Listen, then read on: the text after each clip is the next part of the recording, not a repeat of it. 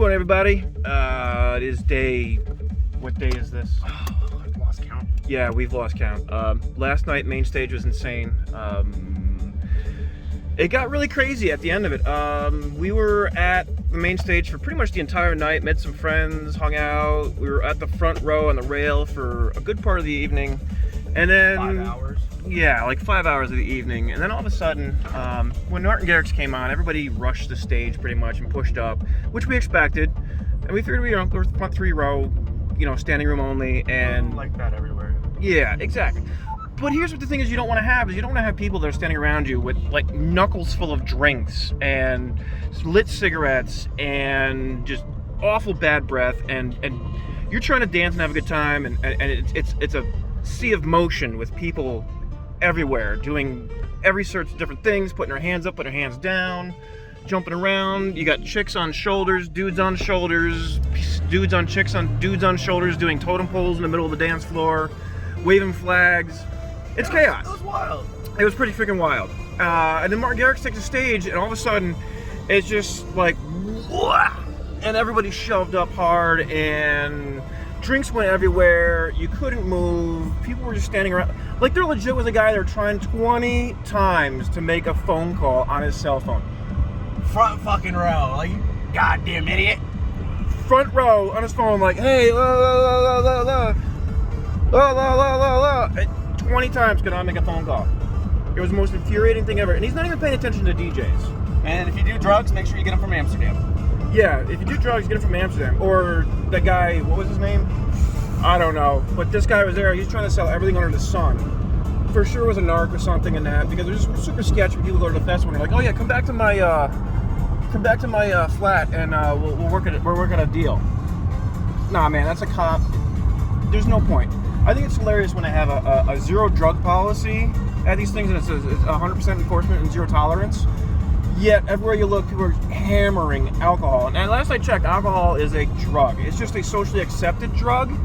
There were some people there who clearly could not handle their alcohol last night, and they were obnoxious. They were rude.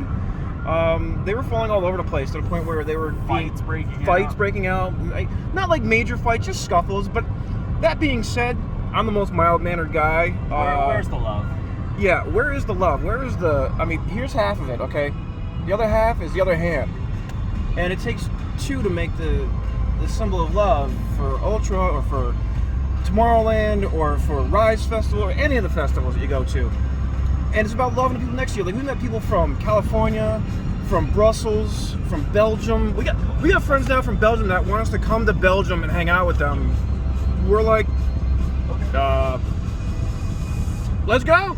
Let's go! So, yeah, we're apparently going to Belgium after this festival. So, just one of those things, just most mild-mannered guy in the world. But last night, and I was sober. I didn't have that much to drink. I just was like, I had a sore throat. Everybody around with the fog machines and stuff. And I'm actually proud of ourselves. This guy, the two of us Sheedies have been like super responsible and haven't done... Yeah, okay, so we said don't get in trouble and don't do anything stupid. We've gotten in trouble and we've done stupid stuff, but nothing super major. One of us does have a bruised thing, and it's not in our pants, giggity. But it's just... Motherfucker's broke. Yeah. Alright, so it's not bruised, it's broke. But yeah, like I said, go home beat, not broken. Well, he's broke, but not broken. So... I don't know. I almost threw this dude over the fucking railing to the security people last night in the front row because he literally was just standing there and just dumping drinks on me. Now, mind you, I'm wearing this beautiful tracksuit that's from Tomorrowland, from Elise fashion, and a beautiful hoodie. And my shoes are just like these are trash. You can see all the alcohol and stickiness and the Red Bull and crap on them. That's not fun. So we got off the front row and went off to the side. And we had a blast off the side again. And then sometimes it's not about being in the front row. It's just about going and enjoying at times the people you're with. And a lot of people stand and they give homage to the DJs and praise them like gods. And Armin van Buuren actually was put out there saying he didn't you want to go that one? Probably, yeah. So, well, it's not an adventure till we're getting lost, but we know where we're going. Armin van Buuren has this thing where he fully arms out, stretched, praising himself into the sky. And it's the God pose for a DJ. And unfortunately, the DJs kind of have a God complex, which is fine. I mean, we're there to celebrate them as musicians, and I appreciate that. And they appreciate the crowds, because, like Afrojack had said, there's nothing more awesome than hearing 10,000 people screaming Afrojack, Afrojack, Afrojack. I mean, it's him as an artist. It's him doing the music of other people's music and doing stuff to it. Not just playing snippets of 30 seconds and 30 seconds and 30 seconds of a song, and not doing anything other than just basically editing all these songs together into one conscious stream of lyrical diarrhea and sounds that have no congruency. Went to Gold Fox last night. Stephen wasn't feeling it. I stayed there. I loved it. Somebody is a new artist that I wasn't particularly aware of, and his set blew my mind. He's there. He's mixing stuff fresh. He's got industrial. He's got techno. He's got house. He's got old school. He has Euro trash he's playing, and I loved it. It was really, really good. That's the beautiful thing about these festivals, is you can go there and you can find your people. Now, did we find dubstep? No. Did we find Go Aside? Did we find Psytrance? Did we find everything? Trip hop? I was expecting. Everything was here that was like big anthem stuff, which is great. But diversity really is key, and I think that for what it was, and we've seen so far, we still have 2 days left of this.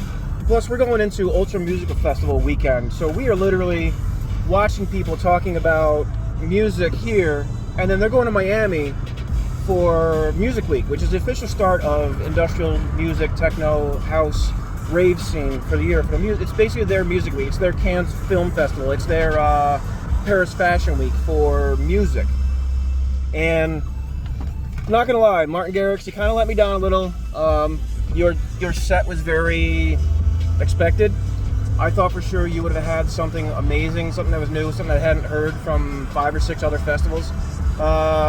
From what I had heard, it was just your standard Martin Garrix pump and dump, amazing set. It was still great. It was amazing, bucket list of a lifetime to see Martin Garrix front row at a show. Getting a little emotional now, sorry. Number 1 DJ in the world. Watched him when he was a kid growing up and being somebody that was just trying hard, and he made it.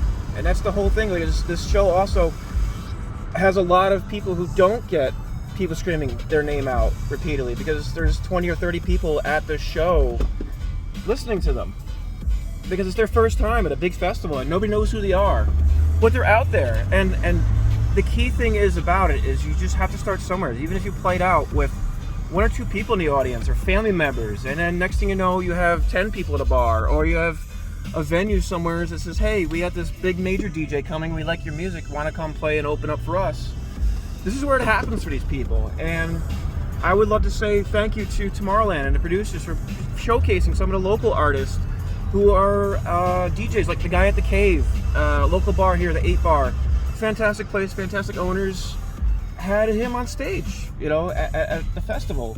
And when we went to the Cave, they had another DJ that was there. She was absolutely insane. Her set was fire. Honestly, I want to say, Steve's going to back me up on this, best set of that day, the Cave that night. Oh yeah, that's fine. She was great. She was fire. I'm going to go back and get her name and see if she has a track list, or at least some sort of a list of songs she played, because it was really, really, really well done. I can't say enough. It's being here and being in France at Tomorrowland Winter. It is 62 degrees, right? 62 degrees right now at the base, at the bottom of the mountain in the village, way down there, where we're staying at Orsons. And at the top of the mountain, it's like 15, 16 degrees. So it's interesting when you have to change your ride style and your attire halfway down, because you're cold and then you're sweating, and then you don't want to have hypothermia, because that's how it happens. Because you're hot and you're sweaty. It's not just about being dehydrated or having been in the cold for too long. It's actually about the combination they're in. So we've been super careful. We've been drinking lots of water. It's hard to get drunk when you drink 5 liters of water a day in between drinking wine and stuff. And oh, by the way, the Tomorrowland champagne, the Solavita, it's okay. Is it worth $45 a bottle? Will I pay that again? Because it's not $45 a bottle. That's what it is if you buy it from a case. It's actually way more than that if you buy it at the festival. I thought when they gave me the price quote for it that we have these bracelets that we wear, and it has everything electronically and the tags on them. And when I got home and checked it, it was 14 pearls, not $14. It was 14 pearls for a glass. That's like $26 for a glass of champagne that was barely, maybe even 4.5 ounces. So They're making the money.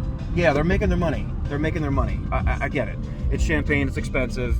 But it was tasty, and I'm not a champagne guy. It was tasty. If I had a whole bottle of it, would I be having a different opinion of it? Maybe. But again, it's on a price point.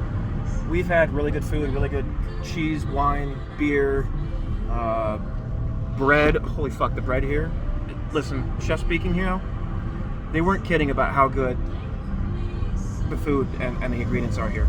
Being a chef, embrace the ingredients in the region you're in. Find the things that are indigenous to the area. My heart goes out to Anthony Bourdain. You are right, man. You are absolutely right. Much love. You're right. It's about the unknown and finding things, and the little market off the beaten path. It seems like there's a hole in the wall, and you find some insanely good fresh sausage there, and you make eggs in the breakfast, and the yolk is so yellow that you think it's dyed a neon color, and it's not. It's just insane how good fresh food is. And Americans don't understand how far we've come away from just good food, because I haven't woken up at all feeling logy or gross or bloated. I mean, we've been gassy as fuck, which is fun as hell, I'm not gonna lie. But we haven't felt, what's the word I'm looking for here? Like shitty. We haven't felt shitty. Other than maybe like a slight altitude hangovers, but that goes away. So, that being said, we're heading up the top of the mountain. It is a back and forth and back and forth and back and forth, dizzying trip up this mountain. It is the most grueling part of the Tour de France, Nazi Panzer Division first Tour de France winners. Yeah. Shout out to my boys Skeld and Robert for that little tidbit of humor. And Jeremiah, love you. Ixie, Lance, everybody at the shop. We'll see you guys soon. We're gonna go to Paris, partake in some history, maybe burn some shit. I don't know. Not us. No, we wouldn't do that. But until then, we're gonna go hit the slopes and listen to more DJs. And sunburn's going away. I got a little spot on my nose here. So hopefully I won't come back looking like Rudolph. But peace, love, chicken wings, happy grease, and EDM. Peace. Say goodbye, Steve.